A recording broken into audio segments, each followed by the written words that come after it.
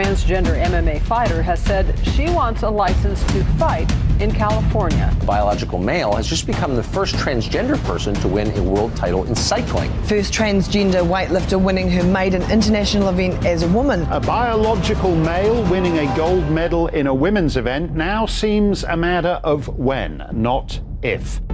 Since sports events began, men and women have been segregated by gender to make the competitive events fairer due to differences in muscle mass, innate strength, or testosterone levels.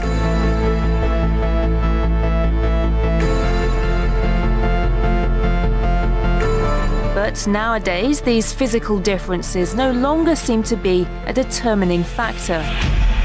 There are all kinds of reasons that people have advantages. Somebody's parents can give them year-round training. Somebody else is really, really tall and someone's really, really short. Sport has never been fair.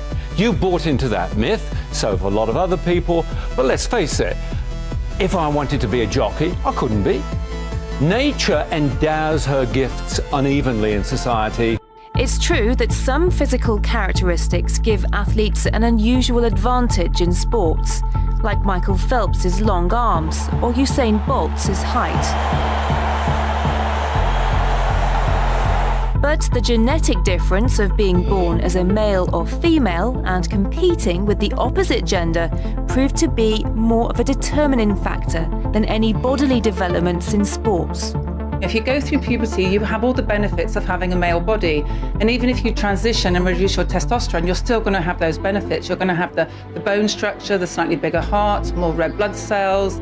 So therefore, a female athlete competing against a transgender female is always going to be at a disadvantage. Testosterone levels are important because the amount of the hormone defines the eligibility of athletes to compete whenever sporting events are limited to a single sex, following IAAF rulings.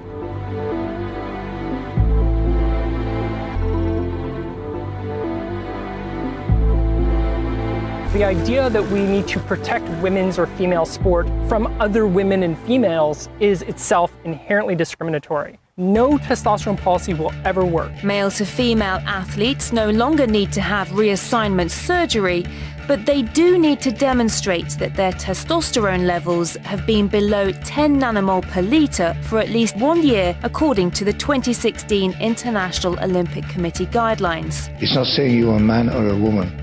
It's saying you can compete. It's a matter of eligibility to participate in certain competitions. In the case of female to male athletes, they can compete without restrictions.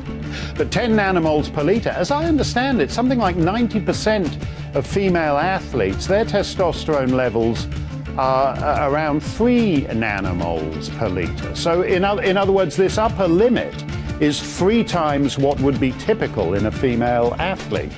So it seems like a kind of arbitrary setting unrelated to the realities of the situation. Well, I actually agree with you there. But what happens with student athletes who decide to change their gender? Well, the rules are not clear at all.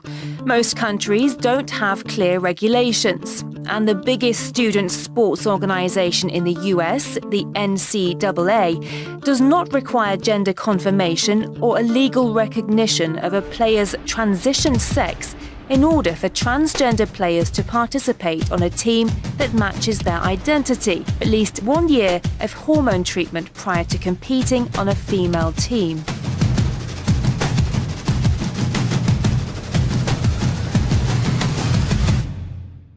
In the middle of all this legal mess, Zuby, a UK-based rapper, basically identified as a female and broke British women's weightlifting records. Saying, look, I'm not a professional powerlifter, but even I myself, I can stroll into the gym on any given day and I can break the British women's bench press record. I can break the British women's deadlift record.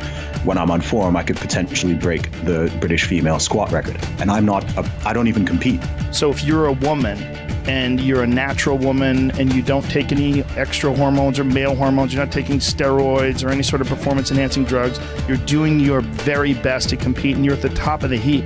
But then someone comes along that was a man for 30 years and decides that they're going to be a woman, and this has happened, and literally transitioned a few months ago and competes as a woman and destroys records and dominates you in that sport. That's bullshit.